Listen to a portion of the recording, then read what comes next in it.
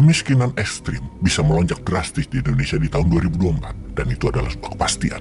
Pagi-pagi dapat WA dari sahabat yang mengajar di kampus kenamaan di wilayah timur Amerika yang bikin senewan juga membacanya. Kalimat kemiskinan ekstrim akan meningkat tajam di Indonesia itu seakan pemerintah sekarang gak bisa kerja, Pak. Ini seakan tidak percaya bahwa apa yang dilakukan oleh pemerintah sekarang seakan tidak ada bagusnya, gitu. Kata-kata meningkat kemiskinan ekstrim yang harus dibuktikan, di mana hal itu tidak mungkin terjadi melihat pembangunan dan pekerjaan yang dilakukan oleh pemerintah sekarang adalah yang tercepat dalam 7 presiden kalau dibandingkan dengan presiden-presiden yang lain. Apalagi saat ini kita memiliki pejabat yang serba bisa, sehingga apa-apa bisa cepat terrealisir. Lah, tahu-tahu kemiskinan ekstrim meningkat. Karena apa? Itu sebuah statement yang harus dibuktikan tentunya. Bahkan di kalimat jawabannya, setelah saya tanya lengkapnya, dia mengatakan hampir 7 juta warga Indonesia akan miskin ekstrim. Miskin ekstrim terjadi puncaknya di ujung masa jabatan Pak Jokowi. Anda bayangkan, presiden yang lovable dibilang di ujung masa jabatannya akan membuat Indonesia meningkat warganya yang miskin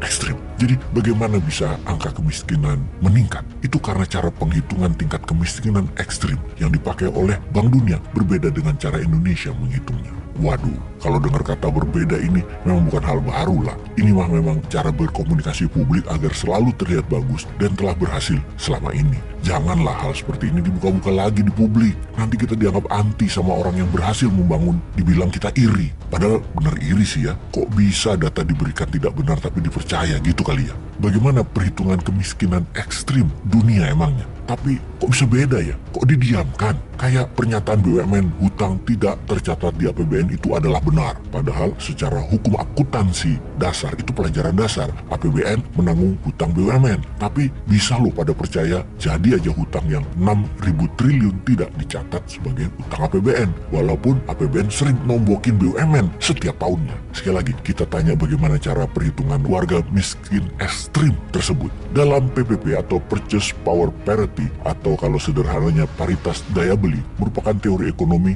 untuk menyetarakan harga sekumpulan barang yang identik di berbagai negara. Teori paritas daya beli mengharuskan barang-barang tersebut memiliki harga yang setara pada negara satu dan lainnya. Dasar yang mendasari konsep paritas harga adalah hukum satu harga. Dalam perhitungan Bank Dunia di tahun 2011 adalah $1,9 per hari per warga, alias warga yang memiliki pendapatan di bawah itu dianggap miskin ekstrim. $1,9 adalah sekitar 30 ribuan rupiah, dan ada 5 jutaan atau 5,8 juta warga Indonesia di level miskin ekstrim ini dalam catatan Bappenas. Sejak tahun 2017 Bank Dunia diubah standar dunia menjadi $2,15 per harinya, artinya sekitar 35 ribuan rupiah. Namun sampai saat ini pemerintah belum ubah patok standar dari $1,9 ke $2,15.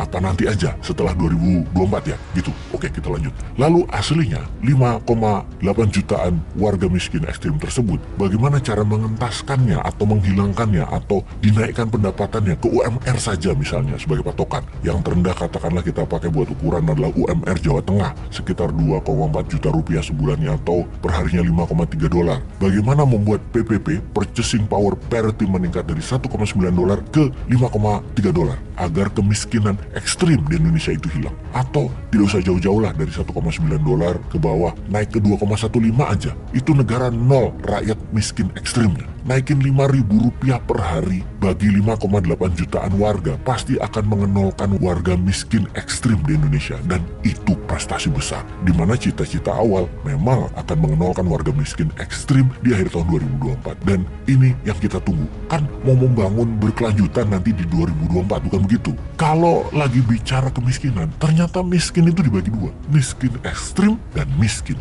Kalau warga miskin dihitung ternyata bukan 5,8 juta, tapi sebenarnya 7 juta itu warga miskin ekstrim. Mereka masuk kategori miskin ekstrim yang sesungguhnya. Kalau miskin di mana mereka pendapatannya di bawah $3 per hari, beda lagi. Ternyata hampir 27 juta warga Indonesia ternyata miskin. Kalau itu bagaimana lagi cara menghilangkannya? Menghilangkan kemiskinan 27 juta warga Indonesia. Udahlah, itu cerita panjang. Kembali ke topik. Kalau dipakai Rp35.000 seharinya, maka catatan warga miskin ekstrim akan meningkat hampir 7 jutaan. Dan ini standar dunia tersebut yang akan diberlakukan di tahun 2024. Karena itu kalimat Indonesia akan mendapatkan warga miskin ekstrim meningkat jadi 7 juta itu karena cara perhitungannya yang umum dunia. Kalau jadi diterapkan di Indonesia, Memang wajar kalau Bank Dunia memaksa pemerintah Indonesia untuk jujur dengan data kemiskinan itu dan dipaksakan perhitungan itu berlaku di tahun 2024 ini agar kemiskinan datanya pakai data mikro, jangan makro, setidaknya pakai purchasing power parity di $2,15 per harinya. Oh ngono toh. Peace.